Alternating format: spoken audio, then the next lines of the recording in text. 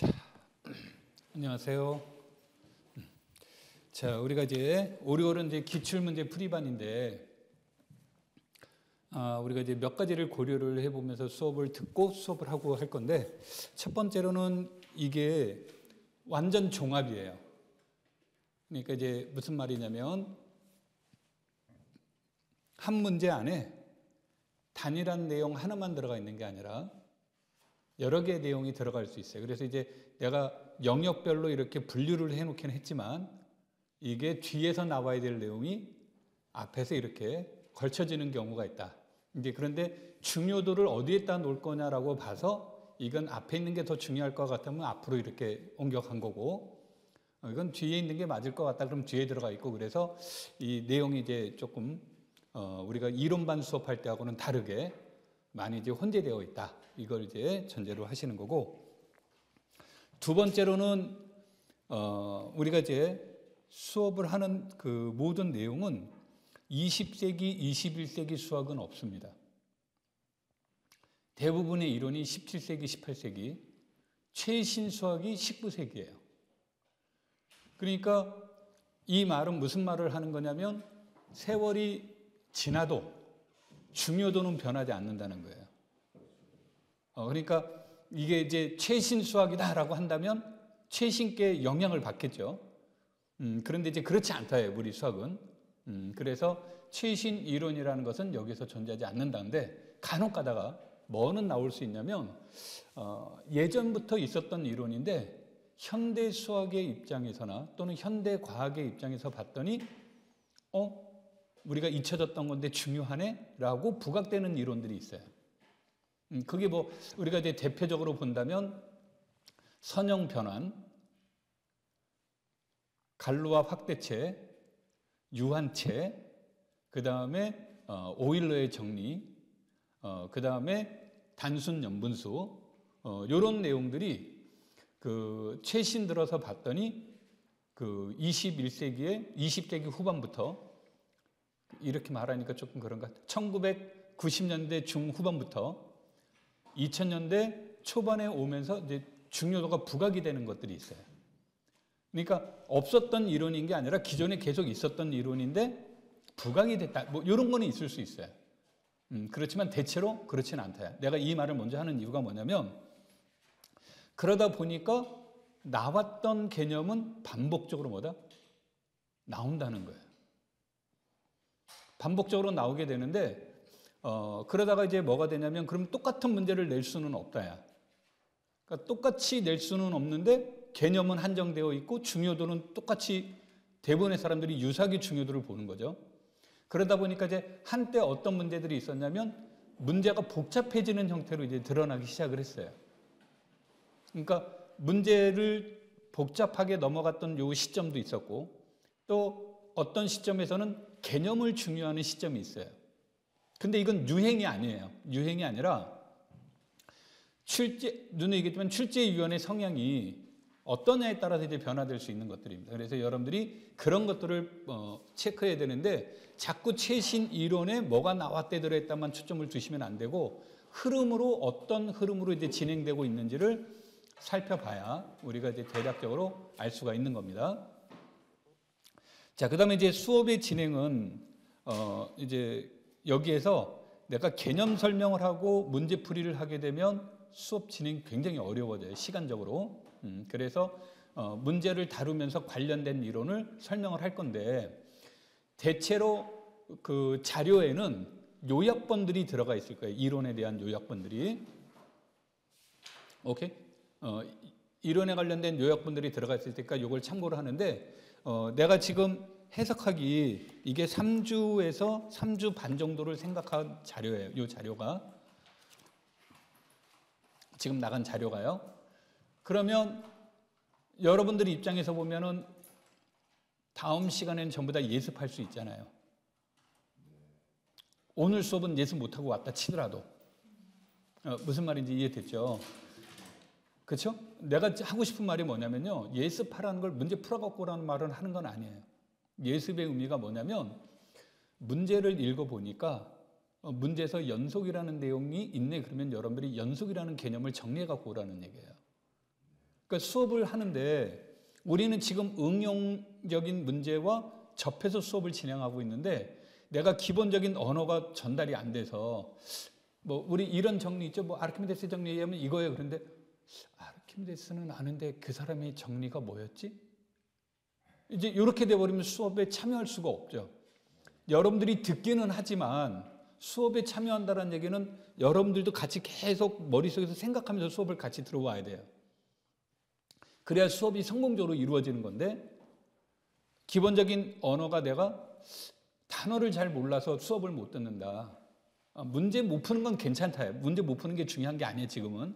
그러니까 기본적으로 어떤 내용인지가 전달이 되어 있어야 수업이 굉장히 자연스러워지는 거예요. 일단 귀가 뚫려야 돼요. 오케이? 뭐 요즘은 안 그렇지만 나 때 영어를 못하는 결정적인 이유가 귀가 안 뚫렸어요. 귀가 안 뚫리니까 뭐를 못해요? 말을 못하죠. 안 뚫렸으니까 말을 못하는 거지. 말을 못하니까 이제 그 사람들 만나면 어떻게 돼요? 그대 앞에만 서면 왠지 작아지죠. 도망가고 싶고. 공부도 마찬가지예요. 그래서 눈과 귀가 눈이 띄어야 되고 귀가 열려야 돼요. 그러려면 제일 중요한 게 뭐냐? 어려운 문제 막 못 풀어서 막 어떡하지 이 생각하지 말고 언어가 되어야 된다. 우리가 이제 수업하면서 분명히 한국말을 쓰고 있는데 아랍어 같이 느낀다 그러면 안 되겠죠. 무슨 말인지 전달됐죠? 그러니까 그거를 하면서 보실 거고, 그 다음에 이제 뭐 스터디 개념은 아니더라도 우리가 이제 그 수업 끝나고는 우리 유제 같은 풀이, 그 다음에 내가 기출 문제라도 이건 유사 문제니까 여러분들 풀어보세요라고 하는 거라든지 이런 것들은 당일날 풀고 되도록 이제 가도록 이렇게 하도록 하겠습니다. 자, 그 다음에 이제 수업하면서 조금 오리걸은 조금 마음이 급해요. 오리걸은 마음이 조금 급한 이유가 뭐냐면 양이 생각보다 많아요. 이게 내가 양을 줄인다고 줄여놓은 거예요. 이게 해석학 문제가 원래 내가 그 기출을 쭉 만든 거로 보면 이게 100 몇십 문제예요. 그러면서 이건 조금 너무 올드하다, 이거는 조금 뭐하다, 그런 것들은 지금 뺐고 2000년 이후 거는 다 넣었는데 1900년대 거는 1900년대 그러니까 되게 오래된 것 같다. 95, 6년, 7, 8 뭐 이때 문제 중에 일부는 이렇게 이제 좀 빠져 있습니다. 무슨 말인지 이해됐죠? 자, 본격적으로 이제 수업을 진행을 할게요. 내가 마음이 급하다라고 한 얘기가 다른 얘기 이제 하지 않고 바로바로 이제 들어가도록 하겠습니다.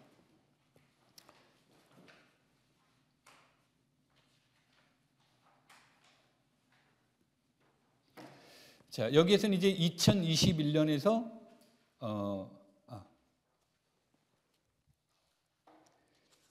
이게 지금 오타를 잡는다고 잡았는데 이게 연도가 다 잘못, 2021에서 2025는 맞는데 20, 21, 22, 23, 24가 아니라 21, 22, 23, 24, 25 기존에 있던 자료를 카피하면서 수정을 했어야 되는데 앞에 거는 내가 지금 수정이 안 됐나 봐. 내가 어저께 점검한다고 했는데 이 연도가 잘못됐을 거라는 건 내가 못 본 것 같아요.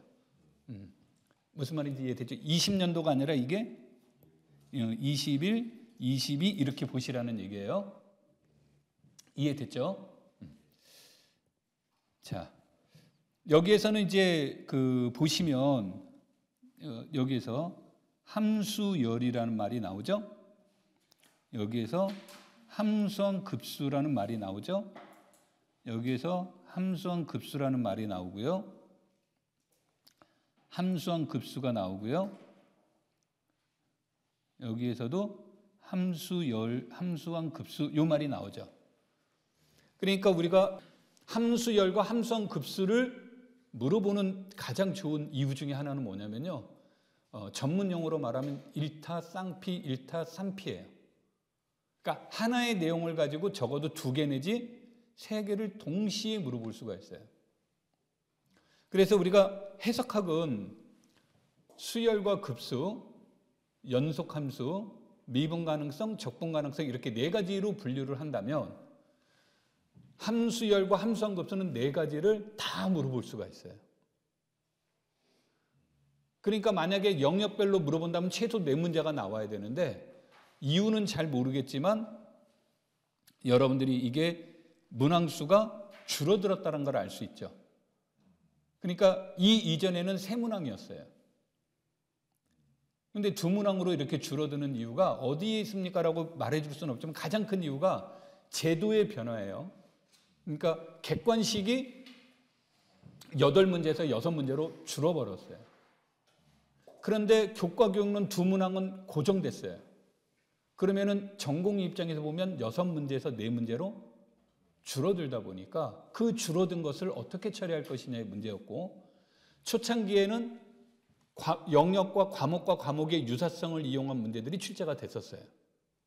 그러다 최근에는 그냥 아예 과목별로 내버려요. 그래서 이제 가장 이해하기 어려운 것, 내가 개인적으로 가장 이해하기 어려운 게 뭐냐면 복수함수론이 8점이 나온다는 거예요. 복수함수론하고 해석학하고는 역사적으로도 그렇고 대학에서의 과목의 학점도 그렇고 모든 면에서 비교 대상이 안 돼요. 근데 아마 이게 내가 봤을 때 점수 배점의 문제, 그 과목 시험 문제하고 관련돼서 그런 것 같던데, 이거는 정해진 바는 없어요. 정해진 바가 없기 때문에 뭐 올해 해석하기 3문제가 나왔다 그래서 전혀 이상하지 않는 겁니다. 오케이? 그러니까 여러분들이 이게 최소 2문항, 최대 3문항인데 나는 개인적으로 3문항이 맞다라고 이제 얘기하는 거고, 점수도 10점보다는 11점, 12점이 더 맞다라고 주장하는 사람이지만 이건 내 이행내 주장인 거고. 자, 그래서 이제 여기 우리가 함수열이라는 것을 얘기하고 있다. 그렇다는 얘기는 그러면 함수열, 함수한급수는 나는 개인적으로 한 가지로 보는 거예요. 그러면 이런 문제들이 출제가 됐을 때 이 문제들은 아까도 말한 4가지 기준, 4가지 기준이라는 것은 수열과 급수를 하나로 본다고 그랬어요. 수열과 그 다음에 연속, 그 다음에 미분, 가능성, 적분, 가능성, 요 4가지 틀과 연계시켜서 보게 된다. 그렇다면 우리가 기본적으로 이 4가지의 원리를 4가지의 개념 또는 원리, 법칙 이런 것들을 잘 이해하지 못한다면 함수열, 함수한급수는 굉장히 어려운 문제가 되겠죠. 그래서 그 4가지에 이제 초점을 둬야 된다, 이렇게 이제 보시면 돼요. 그 다음에 이제 내가 제일 어려운 게 바로 요건데 난이도인데, 난이도는 내가 말한 것보단 아마 여러분들이 실질적으로 느끼는 난이도는 더 어려울 거예요. 그러니까 내가 중하 그랬는데 나 되게 어려운데 뭐 이럴 수 있을 거예요. 그러니까 이게 난이도를 보는 기준이 내가 강의하면서 봤을 때 이제 이런 게 있어요. 조금 상인 것 같은데, 예를 들어서 그럼 이제 강의를 하다 보면 이거 되게 어려운 거예요 그러면 가면서 손을 놔버려요. 이 문제는 어렵지만 이 영역은 어려운 게 아닐 수 있는 거예요. 근데 문제가 어려운데 영역을 포기를 해버리는 거예요. 그러니까 시험이라고 하는 것은 똑같은 영역의 문제가 나와서 수능하고 달라요. 수능 뭐 예를 들어서 뭐 29번이 뭐 그 킬러 문제였습니다라고 가정을 해보면 계속 거기에서 킬러 문제, 그 영역에서 킬러 문제가 나오지만 임용은 그런 게 없어요. 킬러 문제라는 것도 없고, 그 다음에 그 문제가 계속 어렵게 나오는 게 아니에요. 그래서 쉽게 나올 수도 있고 어렵게 나올 수도 있는 거예요. 그거는 판단할 수 없어요. 그래서 내가 이제 여기에서 이런 정도의 문제가 있을 때 상을 아마 보시면 상 쓰면 상이 한두 번 나올까 말까 할 텐데 그건 진짜 어려웠던 거예요. 그래서 여러분들이 개인적으로 봤을 때 상인데 나는 중상이라고 했다든지 중이라고 했다든지 이제 뭐가 되냐면 내 입장에서는 요런 정도만 알면 풀 수 있는 거니까 어려운 문제가 아니야 이렇게 보지만 당사자들은 어려울 수도 있고 시간적으로 맞지 않을 수도 있어요. 그래서 내가 이 말을 하는 건 난이도 보지 말아라요. 그럼 너는 왜 난이도 하면서 보지 말라고 그래? 이거는 외부의 요청이에요. 그러니까 이를테면 해답지는 안 만들고 싶은데 나는 해답지를 다 만들긴 했는데 만들기는 싫어. 그럼 출판사에서 연락 올 때 책 팔려면 해답이 있어야 돼요. 책 팔려면 이런 거 있어야 되라고 이렇게 얘기를 한다. 그러면 그 출판사에다가 나는 그런 건 안 맞다고. 그럼 출판 안 해주잖아 또. 이런 것들이 있어요. 그러니까 이게 너무 여기에 연연하지 말라는 뜻으로 얘기하고 하는 겁니다. 무슨 말인지 이해됐죠? 자, 그래서 이제 사실은 이게 더 중요한 말인데 여기서 나와 있는 이 평이 중요한 말이에요. 이거 평 쓸 때가 제일 어렵고 이 문제 몇 번 풀어보고 다시 생각해보고 하면서 평을 내려놓은 거기 때문에 평은 좋은데 이 평을 일일이 내가 다 읽으면서 수업하면 진행할 수가 없어서 여러분들한테는 읽을 걸 강력하게 권합니다. 자, 그 다음에 이제 여기에서는 오해하시면 안 되는 건 뭐냐면요. 한 문항 안에 2개의 개념이 들어갈 수도 있고 3개의 개념이 들어갈 수 있다. 그러면 3개를 따로따로 집어넣는 거예요. 실제 문제는 한 문제인데 나는 여기다 3군데다 표시를 한 거예요. 그래서 그 문항수가 맞지가 않습니다. 그러니까 이제 개념적 관점에서 접근한 거니까 실제 문항수하고 비교하시면 안 되는 거예요. 오케이? 자, 그래서 요거는 이제 여러분들한테 직관적으로 이렇게 보면 좋다. 그래서 여기에서 이제 보시면 함수열 문제와 수열의 문제가 굉장히 많이 나왔죠. 근데 이제 함수열을 이용하려고 해도 수열의 개념을 이해해야 되고 함수형 급수를 다루려고 해도 급수 개념이 이해되기 때문에 이 개념들이 이제 상대적으로 중요하게 보인다라고 보시면 돼요. 자, 아까도 얘기했지만 이 연도는 전부 다 내가 수정이 안 된 상태니까 연도는 내용은 수정을 다 해놨던 겁니다. 자, 이제 실질적으로 여기에서 이제 보도록 하겠습니다. 이게 한 번에 그림이 안 들어가서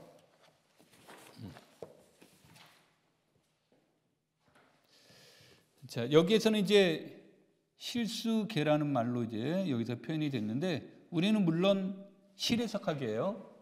실해석학인데 왜 위상수학을 넣어놨습니까? 그러면 이제 위상에서 유클리드 알고리즘 있죠? 아니요, 이제 말 잘못했습니다.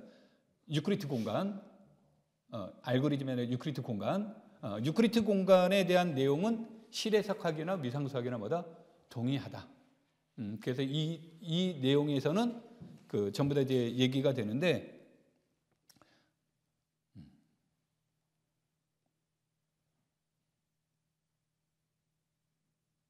실해석학하고 위상수학을 비교할 때 가장 결정적인 차이는 뭐냐면 위상수학은 이거 사람에 따라서 이제 달라지는데 학교 수학을 기준으로 본다면 실수계라는 얘기는 3가지를 얘기하는 거예요. 체공리, 다시 말해서 우리가 중고등학생들이 생각할 때 사칙연산의 문제, 그 다음에 사칙연산에 닫혀 있다는 뜻이죠. 그 다음에 2번째 순서, 그래서 첫 번째를 대수적 구조라고 하는 거고 사칙연산의 문제를 체공리, 우리 전문적인 용어로 쓸까요?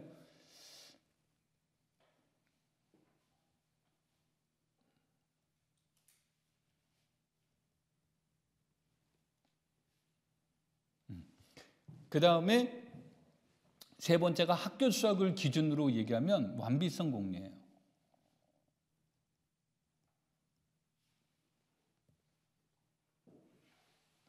학교 수학에서는 완비성 공리라고 하고 브루바키는 이 내용을 무엇으로는 위상적 구조라는 말로 써요.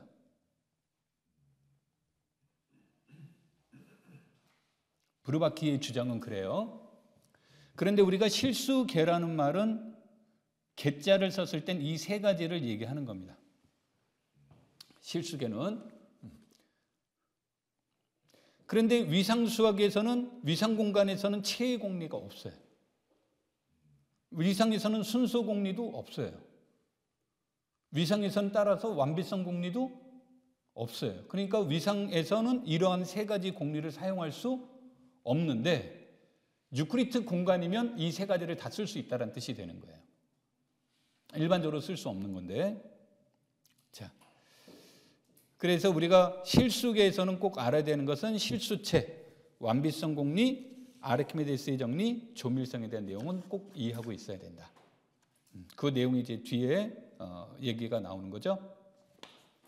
이제 간략하게만 이제 우리가 오늘 첫 시간이니까 조금 친절한 척 할게요. 자, 상한이 존재한다라고 했을 때, 상한이 존재한다라고 했을 때 얘를 알파라고 하는 것은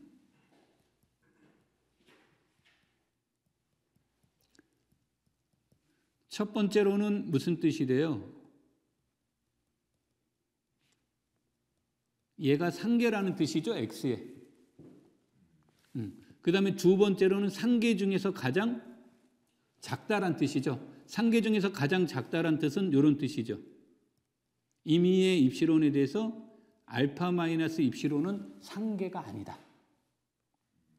그렇죠? 그럼 알파 마이너스 입시론이 상계가 아니라는 말의 뜻은 이런 뜻이죠.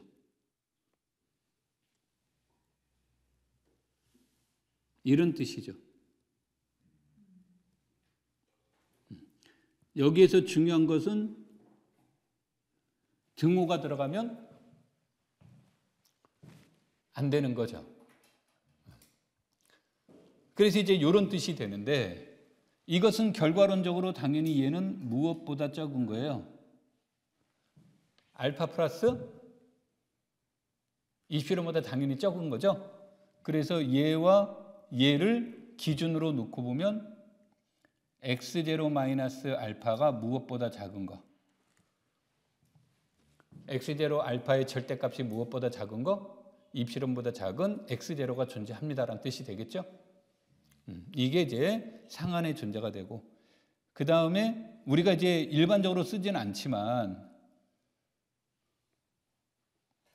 X가 공집합이라는 얘기는 모든 원소가 다 상계가 된다는 뜻이에요. 모든 실수가. 오케이? 그럼 모든 실수가 상계가 된다는 뜻이니까 상계 중에서 가장 작은 상계를 뭐라고 한다고 그랬습니까? 상한이라고 한다고 그랬잖아요. 그래서 이것일 때, 그래서 공집합의 수분 무엇이라고 그래서 사람들이 정해요? 마이너스 무한대라고 정의를 하는 겁니다. 그래서 여기서도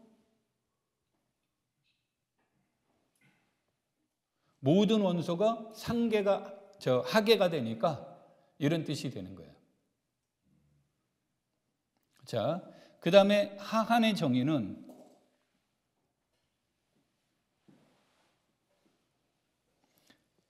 얘는 첫 번째로 뭐가 된다요?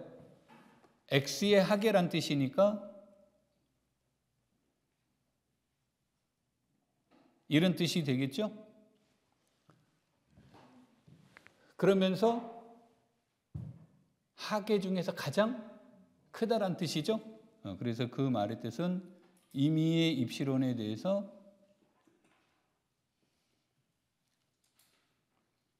얘는 하계가 아니란 뜻이에요. 얘는 하계가 아니란 뜻이니까 무엇이 된다? 이런 관계를 만족하는 무엇이 존재한다? X1이 존재하는 거고, 이게 되겠죠? 그런데 얘는 당연히 얘보다는 크잖아요. 그래서 이 표현이 뭐가 됩니까? X1 마이너스 베타가 무엇보다 적다? 입시론보다 적더라, 이런 뜻이 돼요. 그리고 우리는 하한과 하한이 존재하면 몇 개만 존재한다? 하나만 존재한다. 하한과 상한은 각각 존재하면 하나씩 존재한다야. 자, 얘기 되겠죠? 그래서 여러분들한테 실전용은 얘가 더 많이 실전용으로 쓰여져요. 여기 실전용으로 더 많이 쓰였습니다.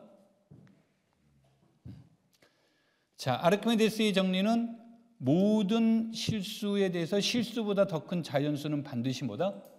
존재한다는데, 이것도 이제 X가 음수면 1은 모든 음수보다 크다잖아요. 그렇죠?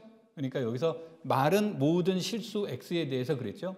말 그렇게 하면 오해 생긴다. 각 실수 X에 대해서라는 말로 쓰죠. 그럼 그 X보다 더 큰 자연수는 반드시 뭐다? 존재한다, 그런 뜻이 되겠죠. 그래서 그 말의 뜻은 이렇게 표현해 볼 수 있겠죠. 우리가 임의의 양의 실수 이 X에 대해서 x보다 더 적은 자연수분의 일이 뭐다? 존재한다. 이런 뜻으로 이게 우리가 말하는 아르키메데스의 성질이 되겠죠. 자, 그 다음에 이거 이제 시험에도 나왔습니다만 임의의 서로 다른 두 실수 사이에는 반드시 유리수도 존재하고 무엇도 존재한다? 무리수도 존재한다. 그런 뜻이 돼서 이 말을 재해석하면 이런 뜻이에요. 임의의 실수 A에 대해서 A로 수렴하는 유리수열과 A로 수렴하는 무엇이 반드시 존재한다? 무리수열이 존재합니다. 라는 뜻이 이 안에 내포되어 있는 거예요. 이 말의 뜻이. 오케이? 그리고 이 말의 뜻은 뭐 요즘은 이제 이런 건 주관식으로는 안 나옵니다. 객관식으로 나와야 될 얘기입니다만 이런 거죠. 유리수는 직전자와 직후자가 존재하지 않는다 그런 얘기예요. 직전자와 실수도 마찬가지로 무리수도 마찬가지로. 근데 정수는 뭐가 됩니까? 정수 n의 직전자는 n-1이고 직후자는 n+1이 되는 거고 자연수는 2를 제외하면 1의 직전자는 없으니까 자연수에선 2를 제외하면 직전자와 뭐가 존재한다? 직후자가 존재하더라. 그런 뜻이 되겠죠.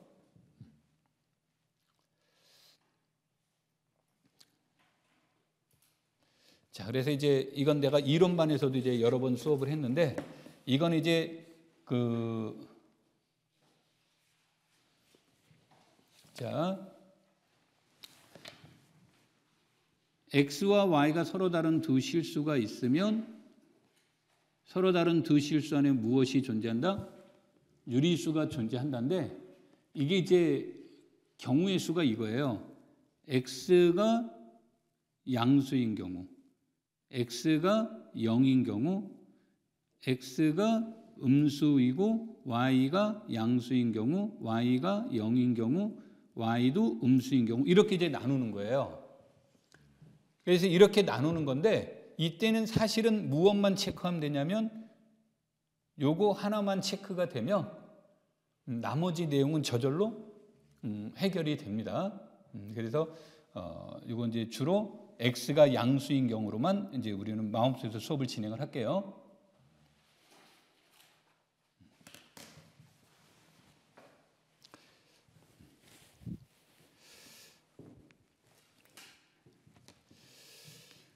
자, x가 이것이면 y-x는 무엇보다 크다가 되는 겁니까? 0보다 크다가 되겠죠. 0보다 크다가 되니까 유리수를 만들기 위해서야. 유리수는 어떤 수죠?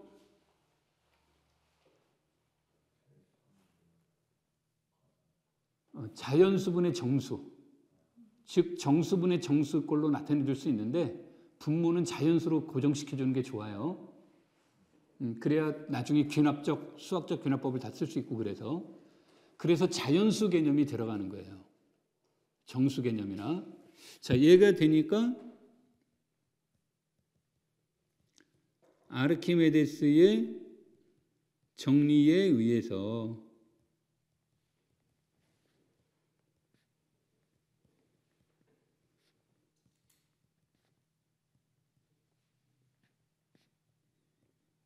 이런 관계를 만족하는 것이 존재한다죠. 여기에서는 0보다 크다란 말은 안 썼다고 해서 문제가 잘못되지는 않은데 보통 강조하기 위해서 그래요. 그냥 양수라는 걸. 자, 그러면 이 문장에 의해서 우리가 ny는 nx 플러스 몇보다 크다란 뜻이 되는 겁니까? ny는 nx 플러스 1보다 크다란 뜻이 되겠죠.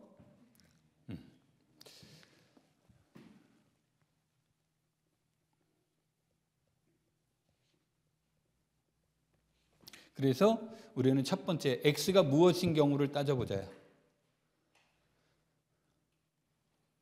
양수인 경우.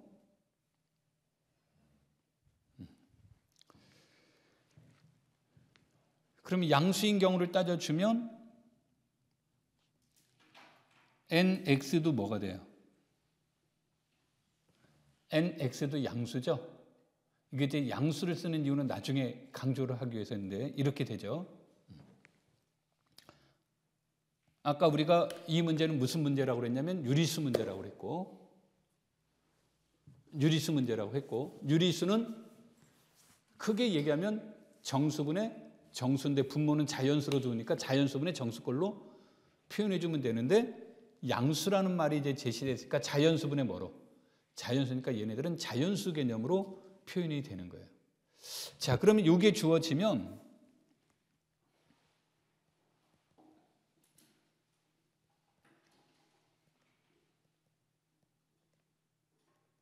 아르키메데스의 정리를 얘기를 하면 이런 뜻이죠. 아르키메데스의 정리가 되면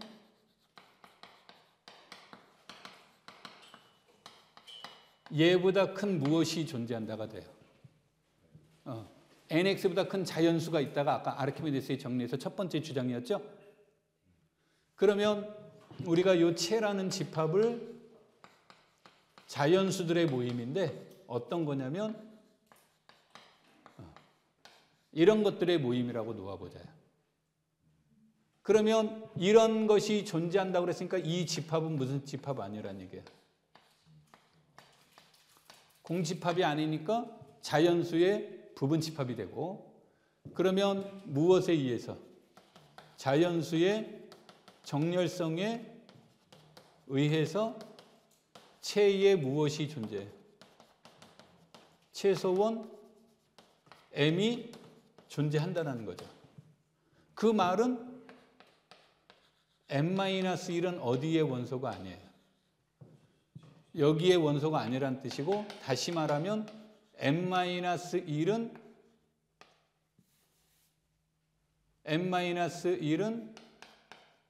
nx보다 크지 않다죠. 이런 것들 중에서 가장 작은 것이 m이니까 이게 아니니까 크지 않다가 되니까 적거나 뭐가 돼요?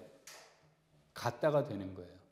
그러면 이거를 답안지에 다 쓰기에는 너무 불편한 거예요.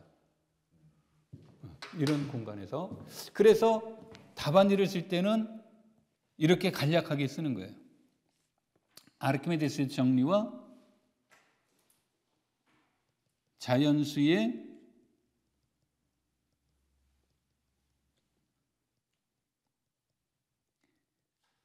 이거 순서는요, 순서를 따지면 아르키메데스가 먼저 나와야 되는 거예요. 그러니까 얘가 공집합이 아니란 걸 보증받으려면 아르키메데스가 먼저 나와야 되는 거예요, 순서가. 그러니까 막 이런 거 쓸 때 순서 중요한 거예요. 그냥 막 쓰고 싶은 대로 쓰면 안 돼. 그럼 이것에 의해서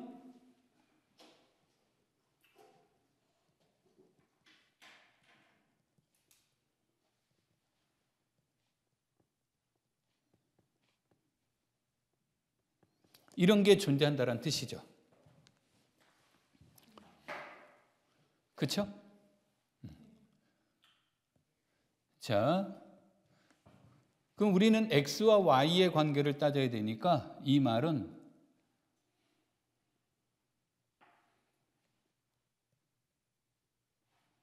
이거잖아요. 얘는 이 표현에 의하면 뭐가 돼요? y를 살려줘야 되는 거고, 이 문장에 의해서 이렇게 되는 거죠. 그리고 위로 살짝 올라가 볼게요.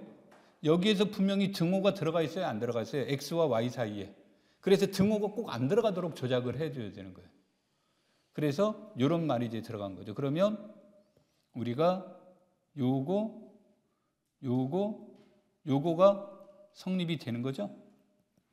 그럼 x는 n분의 m y가 되죠. 우리는 유리수라고만 하면 되지 기하분수라는 말은 필요해요, 안 필요해요? 그러니까 이런 데다 기하분수 얘기 들어가면 오버하는 거고, 기하분수 들어가면 이제 문장이 꼬여버리기 시작하는 겁니다. 그러니까 아무 때나 기하분수를 쓰려고 하지 말아라. 오케이? 그래서 이제 이런 내용이 여기서 성립이 되는 거죠. 자, 별로 의미는 없지만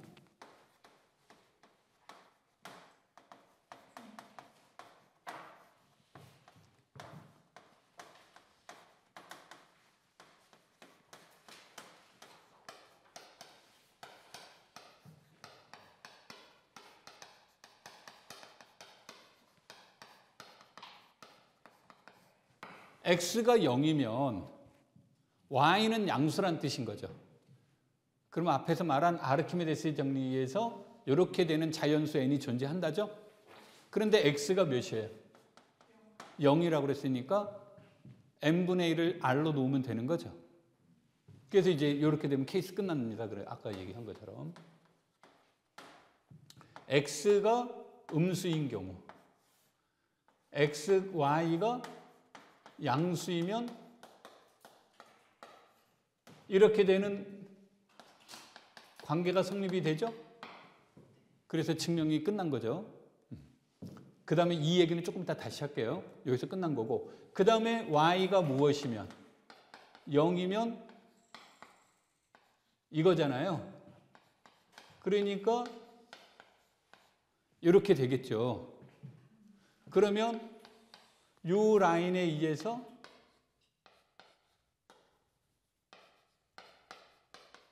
이런 표현이 되는 거죠. 이런 표현이 되니까 얘도 여전히 뭐예요? 유리수죠? 그 다음에 y가 무엇일 수도 있다요? 얘가 되는 거니까 이렇게 되죠? 그러면은 요거 케이스 몇에 의해서 1에 의해서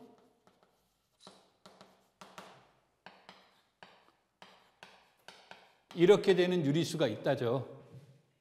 유리수가 있으니까 이렇게 되고 이것도 무엇이 되는 거예요? 유리수가 돼서 항상 이렇게 된다죠. 예스. 그래서 이 문제는 케이스 2, 케이스 3는 그냥 케이스 1이 되면 사실상 증명은 뭐다? 끝난 거라고 보는 거예요. 자, 그런데 이 문제는 이제 시험에 나올 가능성은 없어요. 왜냐하면 이게 왜 시험에 안 나옵니까? 그러면 이거는 책에 나와 있는 이론이, 출제자가 만든 이론이 아니라 이미 알려진 이론이 시험에 나왔던 거예요. 근데 똑같은 문제를 똑같이 낼 수 없다고 그랬죠. 이제 그렇게 되면 안 된다. 예외 조항은 객관식 문제를 주관식으로 내는 건 상관없다. 주관식 문제를 객관식으로 내는 건 상관없어요. 근데 주관식을 주관식으로 냈다. 똑같이. 이건 안 되는 거예요. 그러면 출제위원은 그거 모를 수 있잖아요. 검수하는 분들이 다 걸러내요. 그러니까 이런 건 시험에 안 나와요. 안 나오는데 왜 이런 걸까요? 기술적인 거. 그러니까 지금 여기에서 여러분들한테 하는 건 우리가 밝히려고 하는 게 뭐지 이거예요. 유리수 R이에요. 그렇죠? 그러면 유리수 R이라는 것을 막연하게 생각하면 문제를 못 푸는데 유리수를 정수분의 정수 또는 자연수분의 뭐다? 정수라는 개념을 가지고 한다면 정수를 자꾸 생각해내면 되는 거죠. 이 정수를 생각해내는 중심에는 아르키메데스의 이론이 들어가는 거죠. 그러니까 그거를 여기서 자꾸 염두에 두는 거예요. 그러면은 이와 같은 이러한 생각을 하는 거죠. 이런 생각을.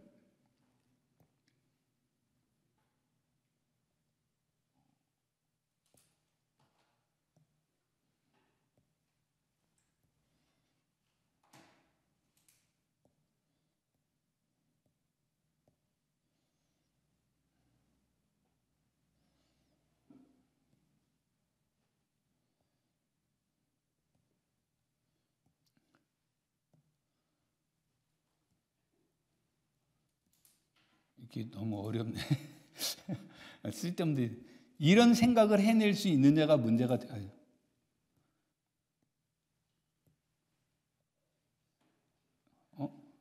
뭔데 왜 이러지? 이거 지금 내가 조작을 못해서 지금 뭔가 자꾸 하나만 바뀌면 자 이런 생각을 해낼 수 있느냐의 문제예요. 그러니까 내가 지금 강의하고 싶었던 거는 이런 거예요. 이런 생각. N과 M을 생각해내는 거. 그것을 강조하기 위함에 있지. 이 이론은 이거보다 더 중요한 결론은 아까도 얘기한 것이 이게 더 중요한 결론이고.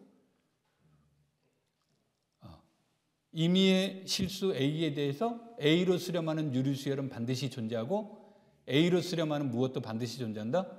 무리수열도 반드시 존재한다가 되는 거예요. 이게 더 중요한 거고 쓰임새는 그 다음에 얘는 기술적인 거. 증명의 기술적인 면을 여러분한테 강조한 거예요. 이런 것들은 자꾸 기억해 두라는 거예요. 어떻게 저런 생각을 했지? 이거를 기억해 두라는 거예요. 얘기 되겠죠? 자, 유제 1번은 여러분들이 풀어보실 건데 내가 이제 아까 얘기하다가 말았는데 자, 다시 올게요. 우리가 지금 내가 두 수 사이에는 유리수가 존재합니다라고 얘기했잖아요. 그러면서 딱 0이 들어간 경우가 여기가 있었죠. 그러니까 이건 단순 증명 목적이 이거였기 때문에 여기서 끝냈는데 우리는 0은 어떤 실수에다 0을 곱하면 무조건 뭐가 돼버려요? 0이 되고 0은 유리수지 무리수는 아니잖아요. 그러니까 여기에서 이 0이 쓰여지기 싫을 수가 있는 거죠. 그럼 0을 안 써도 된다는 얘기예요. 이렇게 되면 이건 건 분명하잖아요. 이건 건 분명하니까 또 이런 표현을 써줄 수 있죠. 그래서 우리는 이 전체 맥락을 보면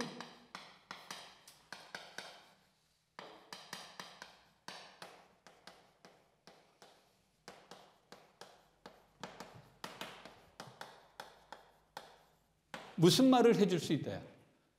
두 수 사이에는 유리수가 존재하는데 무엇이 아닌 그러니까 0이라는 말이 문장에 필요하느냐 필요하지 않느냐에 따라서 0이 전체 흐름에 아무 상관없다 그러면 상관없이 그냥 유리수라고 하면 되는데 오케이? 이건 이제 0이 아까도 얘기했지만 루트 2 곱하기 0은 몇이에요? 0이에요. 그래서 우리가 유리수 곱하기 무리수가 이렇게 주어지는 경우는 얘가 0일 때밖에 없고 유리수가 무엇이 아니면 0이 아닌 순간 얘네들은 무조건 다 뭐가 된다? 무리수가 된다라는 얘기죠. 오케이? 그래서 여러분들이 이제 문제를 다루실 때 내가 유리수와 무리수를 곱했는데 무리수라는 답을 만들고 싶다라고 한다면 절대 무엇이 아닌 것을 찾아내야 돼요? 0이 아니어야 되는 것을 찾는 거예요. 그렇지 않으면 의미 없으니까 그때는 상관없는 거고 내가 이건 유제 1번 때문에 얘기한 거예요. 오케이?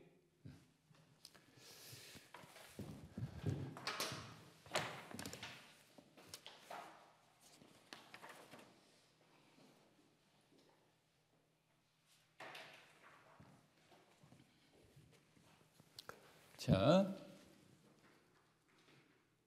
우리가 이제 수열의 수렴성인데 이 그림을 보고 조금 이따 다시 얘기할게요.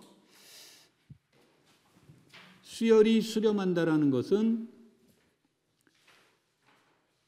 임의의 입시론에 대해서 적당한 자연수가 존재해서 n보다 크거나 같은 모든 자연수 n에 대해서 xn-x의 절대값 20보다 적을 때 xn은 x로 수렴합니다 라고 이렇게 얘기를 하는 거죠. 이때 이것이 상징하는 뜻은 뭐예요? 여기에 상징하는 말은 유한계의 항을 제외하면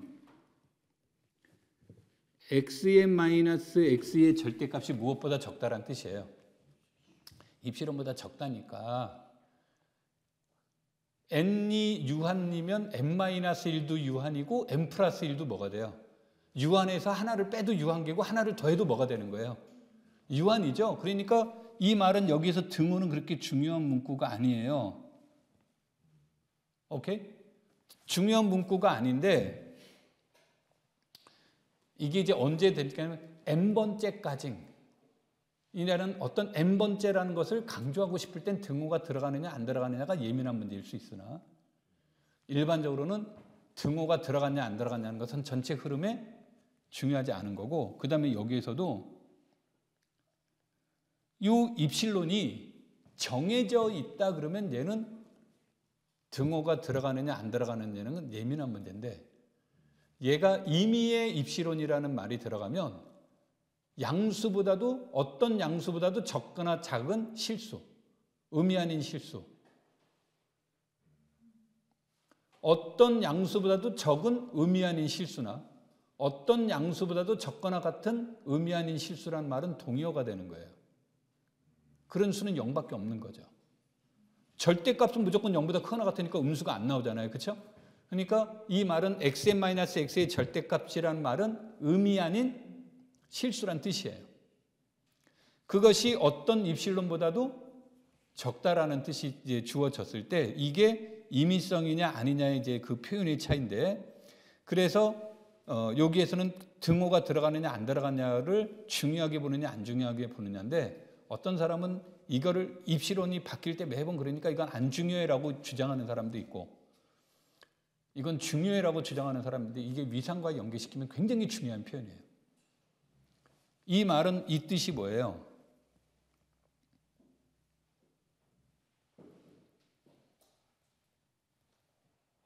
xn이 어디에 있다는 뜻이에요? 열린 구간 안에 있다죠? 이게 위상에서는 오픈 셋의 문제예요. 그래서 여러분들이 혹시 학교 다닐 때 교수님들이 등호가 들어가도 돼 그럴 때는 그 등호에 대해서는 임의성이 돼 있으니까 중요하지 않다 이렇게 말을 하더라도 우리는 그냥 습관적으로 등호를 빼는 것으로 되겠죠? 자, 그 다음에 극한값이 존재하면 뭐다? 유일하다. 이 부분이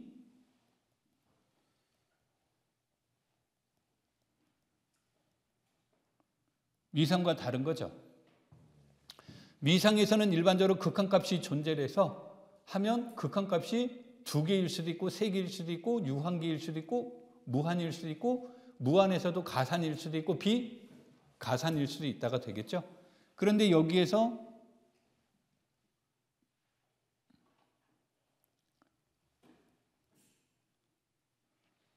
위상에서도 무슨 공간이면 T2 공간이면 극한값은 어떻게 존재한다?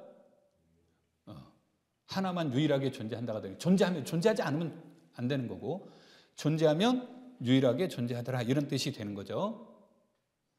그리고 위상에서 거리 공간은 전부 다 T2 공간이 되니까 거리 공간에서도 극한값이 존재하면 뭐다?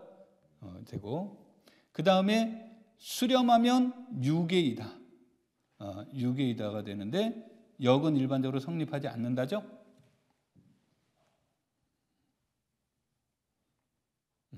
유계라는 말의 뜻은 어떻게 표현해 주는 게 제일 좋습니까? 양의 실수가 존재를 해서 모든 n에 대해서 xn의 절대값이 무엇보다 적다? n보다 적거나 같다라는 뜻이 되죠. 그 다음에 얘네들은 일명 동그라미 3을 우리가 무슨 정리라고 해요? 조임 정리라고 하죠. 그래서 이것도 이제 나중에 문제 푸실 때 이게 무슨 말이냐면, 자, 우리 화면상 맨 위에 유한계항을 제외한다는 말을 써놨잖아요. 그러니까 그래서 여기서도 마찬가지로 여기서도 이따 나중에 봐야 되겠네. 이게 꺽쇠나 이런 게 안 되네 지금. 뭐 내 마음대로 안 돼 지금. 여기에서는 이제 무엇을 얘기를 하냐면, 여기에서도요 이론에는 모든 자연수 n이라고 되어 있죠. 그런데 유한계에서는 이 주장이 어긋나도 상관없어요.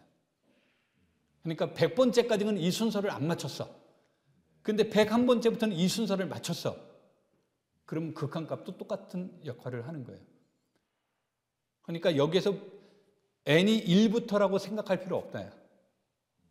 무엇을 제외하면, 유한계항을 제외만 하고 이 룰이 성립되면 그렇게 보라는 얘기야. 자, 왜 이런 얘기를 지금 강조를 하냐면 우리가 문맥을 다루다 보면 숫자가 처음에는 보통 구체적인 숫자가 나와요. 구체적인 숫자가 나오는데 우리가 비교할 수 있는 숫자들의 사이즈가 나오면 상관이 없는데 막 3제곱근, 4제곱근 막 이런 문제가 나왔어. 그럼 그거 계산하기 머리 아프잖아요. 뭐 5번째까지는 누가 더 큰지가 뭐 머리가 아파서 모르겠어. 근데 6번째부터는 분명히 순서가 정해져 있어. 그러면 n이 6 이상일 때 하고 문제를 풀어버리는 거예요. 무슨 말인지 이해되시겠죠? 그래서 이건 모든 자연수라고 말할 필요는 꼭 없다. 무엇을 제외하면 유한계를 제외하고 이렇게 번역해도 된다 그런 뜻입니다. 이게 이제 무한적 사고에 관해서 논의하는 거니까 무한에 관해서 논의하는 거니까 앞에서 유한 번째에서 몇 번 얘기한 건 별로 중요하지 않다 이렇게 보는 거예요. 자, 그 다음에 이제 동그라미 4번. xn이 0으로 수렴함이고 수열 yn이 무엇이면 6개여야 돼. 6개가 아니면 이 식 성립 안 해요. xn이 0으로 가고 yn이 6개이면 이 곱한 것도 어디로 수렴한다? 곱한 거는 0으로 수렴한다. 이런 뜻이 되는 겁니다.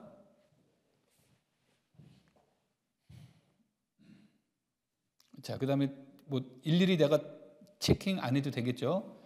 그 다음에 양의 실수에 대해서 유한계를 제외한 mn에 대해서 xn-xm이 이것인 n이 존재하면 우리는 이 xn을 무엇이라고 한다?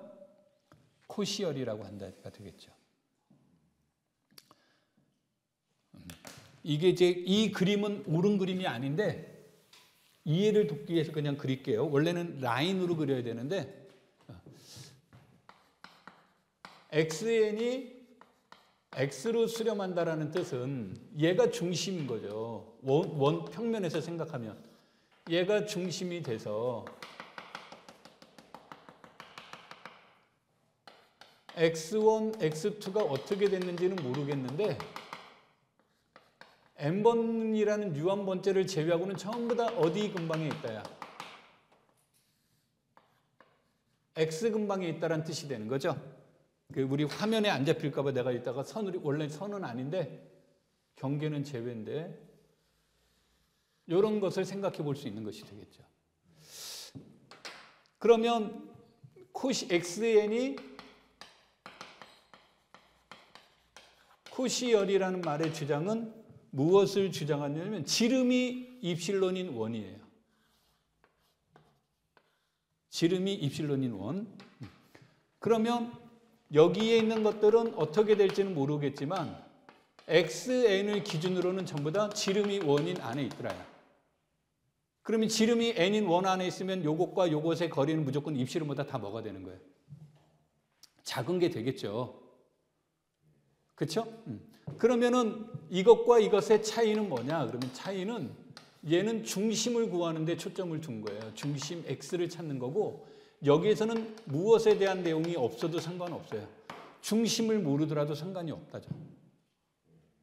그런데 우리가 중심을 구하려면 얼마든지 구해줄 수는 있단 말이에요. 그래서 xn이 수렴한다는 것과 코시열은 서로 무슨 관계가 된다? 필요? 충분 조건이 돼요. 오케이?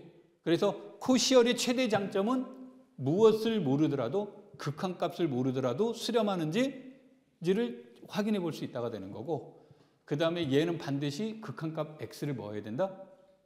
구해야 된다는 것이 이제 차이가 있는 거죠.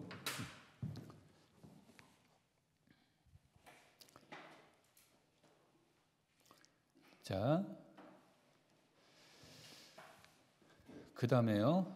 여기 순서가 조금 멀리 갔는데 7번으로 먼저 갈게요.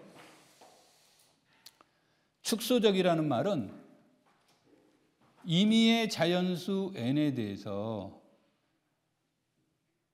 연속된 두 항이죠. an 플러스 1, an 플러스 2니까 연속된 두 항이죠. 이 둘의 관계가 이런 관계를 만족하는 무엇이 존재하면 0과 1 사이의 실수 b가 존재하면 우리는 이 수열을 무엇이라고 한다? 축소적이라고 하는데, 이 축소적이면 XA는 무슨 수열이다? 코시열이다. 물론 역은 성립하지 않는 게 되는 겁니다.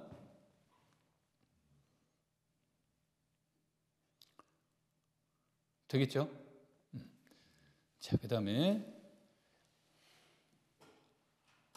3번 내용을 보시면 증가수열이고, 요즘은 위로란 말 안 쓰지만 위로 유계이면 그러면 XA는 무엇한다? 수렴하고, 그리고 이때 극한값은 치역의 무엇과 같다? 상한이 되더라, 이런 뜻이죠. 그 다음에 감소수열이고 유계이면, 요즘은 아래로 이제 감소수열이라는 말의 뜻이니까 이런 뜻이 되잖아요, 이게. 그래서 얘네들이 만약에 이렇게 돼 있다고 치면, 그럼 얘네들은 당연히 X1이 상한이 되는 거니까 위로 유계가 되죠. 그러니까 감소수열이면 근본적으로 위로 유계가 되니까 아래로 유계이냐 유계냐는 동의어가 돼버려요. 그래서 이제 예전에는 아래로 유계이다 위로 유계다를 강조를 했다면, 요즘은 이 경우는 증가니까 당연히 뭐가 되는 거예요? 이런 말만 사람들이 아래로 유계가 돼버리니까 사람들이 위로 유계인지만 체크하는 건데, 요즘은 이런 거 안 하고 그냥 다 뭐만 본다. 유계라는 말로 이렇게 표현이 됩니다. 그래서 감소고 유계인 수열은 수렴하는데 극한값은 하한이 된다. 수열의 하한이 극한값에 된다. 이런 얘기가 됩니다. 자, 그래서 이게 이제 이 문제는 거의 대부분이 수학적 균합법을 이용해서 문제를 풀어요. 그런데 가끔씩 XN이 양수라는 것이 보장받으면 우리는 산술 평균은 무엇보다 크거나 같다? 기하 평균보다 크거나 같습니다. 그런 뜻이에요. 그러니까 무슨 말을 하냐면, 일반적으로는 증가라는 말을 쓰려면 이런 그림이 나와야 되잖아요. 이게 이렇게 되면 이게 증가잖아요. 그렇죠? 그래서 이 그림을 어떻게 표현할래? 그러면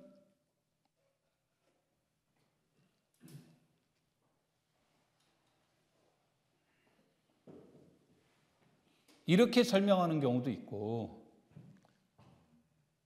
그런데 이 문구에서 여기에서 XI가 양수라고 생각한다면 이 말은 이렇게 써도 된다는 거죠. 양수라고 한다면, 그렇죠? 양수란 걸 보증받지 못하면 이런 걸로 쓰는 거고, 또는 이런 걸로 이제 표현이 되고, 또 문맥이 필요하다면 산술 평균과 무엇을 이용해서, 산술 평균은 기하 평균보다 크거나 같다죠? 2분의 이거를 이용해서도 문제를 풀 수가 있습니다라는 뜻이죠. 오케이? 자, 다시 그래서 여기에서 보면 이제 수열의 수렴성에 요게 필요 충분 조건이에요. 요게 요 세 개가 필요 충분 조건이에요. 요게. 이게 이제 필요 충분 조건인데, 대체로 사람들이 이거는 이용하는데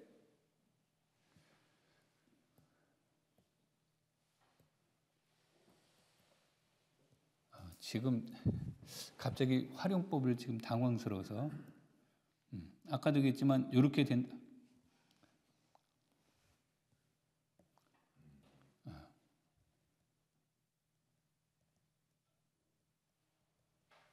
이렇게 글로 쓸게.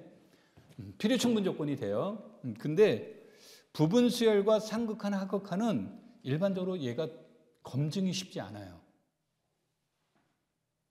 이게 그래서 수렴하면 부분 수열 xn이 x로 수렴하면 부분 수열도 전부 다 뭐로 수렴한다가 되는 거예요. 얘로 수렴하는 얘가 필요할 때는 얘는 이용하는데 일반적으로 역은 설명이 되게 어려워요. 그래서 이 부분 수열의 의미는 주로 이렇게 쓰는 거죠.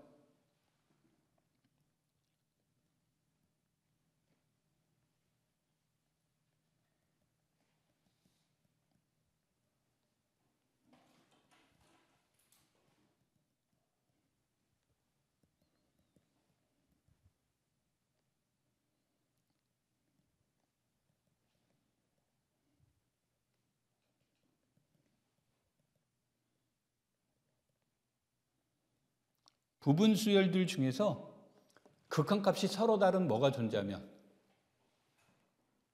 서로 다른 극한값이 존재하는 부분 수열이 존재하면 우리는 얘는 무엇한다예요? 발산한다라는 말로 이렇게 쓰는 거죠.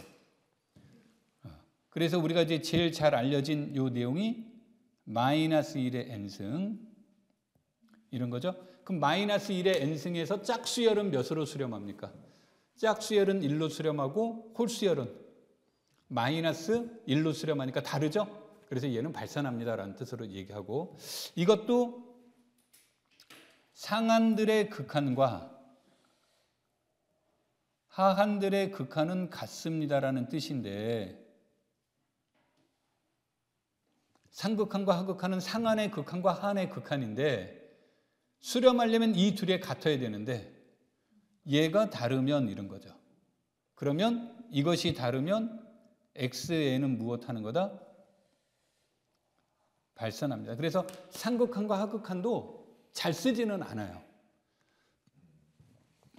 왜 안 써요? 그러면 편리한 걸 쓰는 건데 우리가 수열의 부분 수열은 무수히 많이 존재해요. 그래서 모든 부분 수열을 체크할 수가 없죠. 그 다음에 상극한과 하극한을 구하려면 상극한이라는 것은 상한의 극한이고 하극한은 하한의 극한이니까 상한을 구해줘야 되고 하한을 구해준 다음에 극한값을 구해야 돼요. 절차가 많죠. 그리고 이 둘이 같은 데를 비교해야 되니까 불편한 거예요. 그래서 사람들이 잘 쓰지는 않는다예요. 아주 어쩔 수 없지 않는 한. 되겠죠? 다시 갈게요. 위로. 근데 이 코시열의 최대 장점은 뭐냐면 코시열이면 수렴한다라는 걸 이미 전제로 하고 있기 때문에 xn이 코시열일 때 특별하다라는 얘기는 자기가 특별한 것을 만드는 거야. 자기가 특별한 부분 수열 xnt에 대해서 xnt의 극한값과 xn의 극한값은 다 뭐가 된다? 같다요. 그러니까 코시열에서는 모든 부분 수열을 체크할 게 아니라 뭐만 체크해도 된다. 특별한 거 하나만, 그것도 내가 계산하기 쉬운 형태로만 찾아도 된다가 되는 거예요. 단지 뭐라는 것을 보증받아라? 코시열이라는 것을 보증받으면 이제 그런 거죠. 이제 이게 코시열에 대한 장점에 이제 해당이 되는 거예요. 그래서 사람들이 코시열을 많이 쓰려고 하는 거고요. 시험에서는 누가 뭐래든 제일 많이 나온 건 이 부분이 시험에 제일 많이 나왔던 거예요. 이 부분이.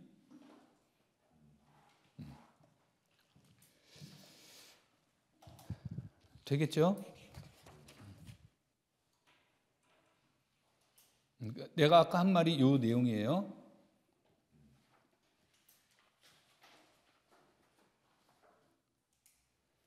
코시열이 어디로 갔나? 위에 있었나? 여기 코시열의 이 말이 부분 수열을 이용하여 극한값을 구할 수 있다. 그렇죠? 내가 이 말보다 훨씬 더 진하게 써놓은 거야. 특별한이라는 단어를 억지로 붙인 거예요.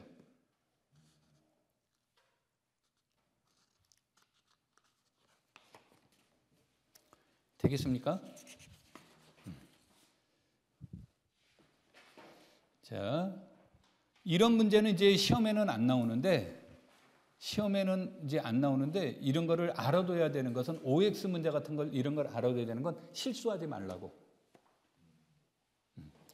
그러면 우리가 마이너스 1의 n승은 어디, 얘는 분명히 얘는 뭐가 돼요?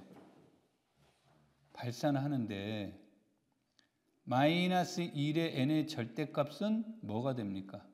상수열 1이 돼서 얘는 몇으로? 1로 수렴한다가 되죠? 그래서 절대값이 0이 아닌 실수로 수렴한다고 해서 AN도 수렴한다는 보장은 할 수 없다죠. 그러니까 한 번이라도 거짓인 게 나오면 우리는 이걸 거짓으로 받아들이는 거죠. 그래서 얘는 거짓이다 이렇게 얘기가 되죠.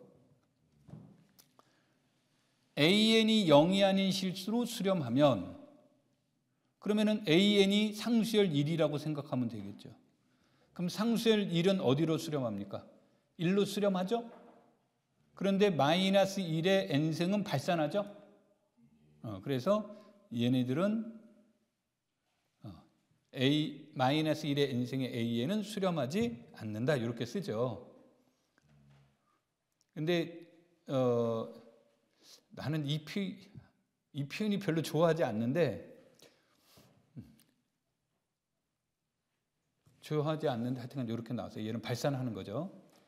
그 다음에 여기 이제 세 번째, 이것도 이제 중요한 내용인데, 아까 AN이 수렴할 필요 충분 조건은 모든 부분 수열이 뭐다요?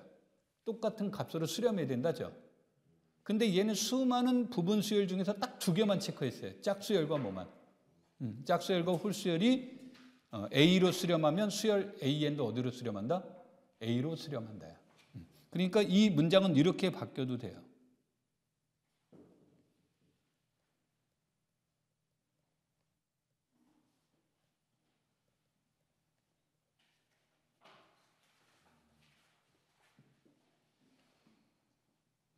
이 문제는 자연수를 2로 나누면 0과 1이잖아요.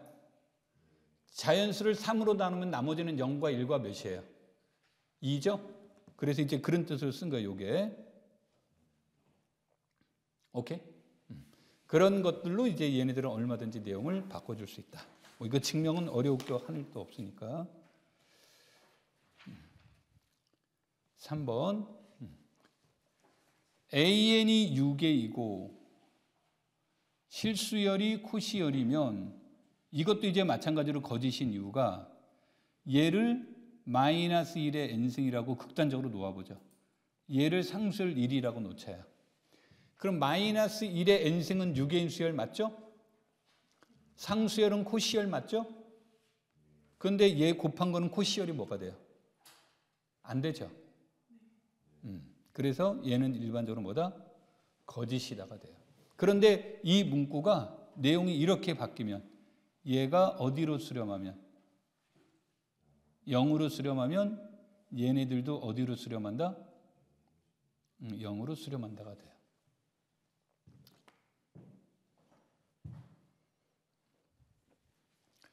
자, AN이 6개이고 그랬어요. 그러면 AN이 6개라는 말을 했으니까 얘네들은 절대 플러스 무한대나 마이너스 무한대로 발산하는 일은 없겠죠. 그러면 얘네가 6개이면 뭐 여기서는 요구하지는 않았지만 우리 뭘 생각해야 되냐면 6개인 수열은 볼차노 바이에르 스트라스의 정리에 의하면 수렴하는 부분 수열이 반드시 뭐다? 존재한다가 되는 거예요. 그런데 얘가 수렴하지 않으면 그랬죠. 그럼 수렴하지 않으면 수렴하는 부분 수열은 반드시 존재해요. 수렴하는 부분 수열은 반드시 존재하는데 어떤 것들이 존재하냐면 극한값이 뭐가 되는 거? 다른 두 부분 수열이 존재한다가 되는 거예요. 아까 내가 우리 앞에서 부분 수열할 때 간단하게 얘기했던 거 기억나죠? 그래서 우리가 이제 그 부분 수열을 이용할 땐 주로 이런 것들을 이용을 하는 거예요.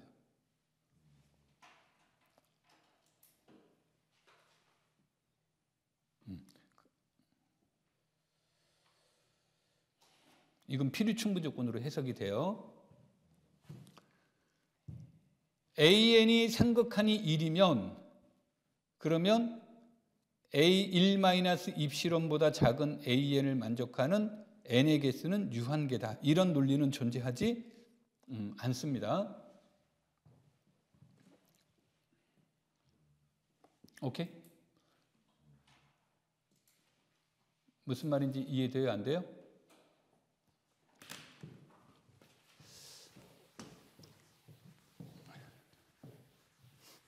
그 내용 보시지 말고 여기만 보죠. 여기만 볼게요. 여러분은 그냥 두시고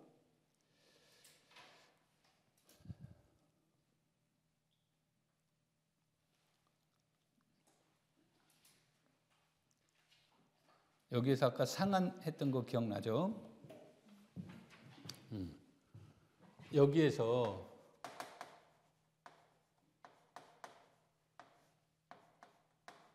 문제에서 이것이면 그랬어요. 그런데 이걸로 하지 말고 이걸로 따져보죠. 일반 수열에서. 그러면 이것이 되면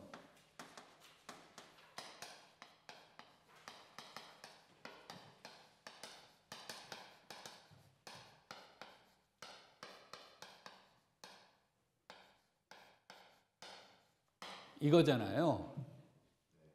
그러면 리얼라인 상에서 이를 중심으로 여기에 있는 xn은 많아야 뭐밖에 없는 거예요? 최대한 이런 거밖에 없잖아요. 그렇죠? n을 제외하고는 전부 다 뭐라고 그랬어요? 여기 요 안에 들어간다는 뜻이잖아요. 그럼 이 바깥에 있는 건 몇 개밖에 없다야. 유한개밖에 없다라는 뜻이잖아요. 그러니까 이런 것을 된 거죠. 즉, 이 그림상으로 본다면 이렇게 된 거니까 이것인 원소와 이것인 원소는 많아야 몇 개 있다. 이런 것은 많아야 n개 존재하는 거예요. 유한개. 요 바깥에 있는 게 무엇한다면 수렴한다면 그런 거예요. 수렴한다면. 그런데 이 문제는 자, 수렴한다는 걸 전제로 내가 한 얘기예요. 이제 반례는 해설에 넣어놨는데 그 반례가 이제 의미가 이거예요. 상극한이잖아요. 근데 우리가 앞에서 얘기한 것이 상극한과 수열이 수렴하려면 상극한과 무엇이 같아야 돼요? 하극한이 같아야 되는데 이 문장은 상극한과 하극한이 같다라고 말한 적이 없죠. 그래서 예를 든다면 얘네들을 두자야. 그러면 여기에서 상극한은 뭐가 돼요? 이것의 상하는 치역의 상하는 1이죠. 그러니까 얘는 1이죠. 치역의 하하는 몇이에요? 마이너스 1이에요. 그런데 우리가 입실론을 2분의 1이라고 놓아보자야. 이렇게. 그러면 an-1 마이너스 2분의 1이니까 an이 2분의 1이잖아요.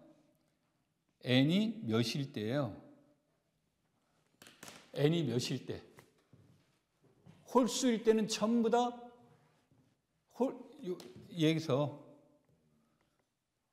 n이 홀수면 마이너스 1이니까 마이너스 1은 전부 다 2분의 1보다 적다죠? 그러한 자연수 번호를 물어본 거예요. 그러면 홀수의 개수는 얼만큼 존재합니까? 무수히 많이 존재하는 거예요. 그러니까 수렴한다면 유한개밖에 없습니다. 여기에 있는 원소도 유한개, 여기에 있는 원소도 유한개. 하여튼간 통틀어서 맥시멈 n개밖에 안 나오는데, 그렇죠? 그런데 우리는 상극한이 수렴한다고 해서 이런 게 유한개 있다라고 말해줄 수 없고, 하극한이 수렴한다고 해서 이런 게 유한계에 있다란 말도 해줄 수 없다. 이런 뜻인 거예요. 그러니까 단정 짓지 마시오. 발산할 때는 어떤 상황인지 우리는 알 수가 없습니다. 이런 뜻이 되는 거예요.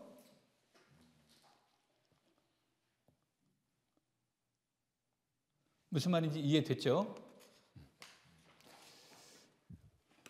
자, 좀만 쉬었다 하도록 하죠.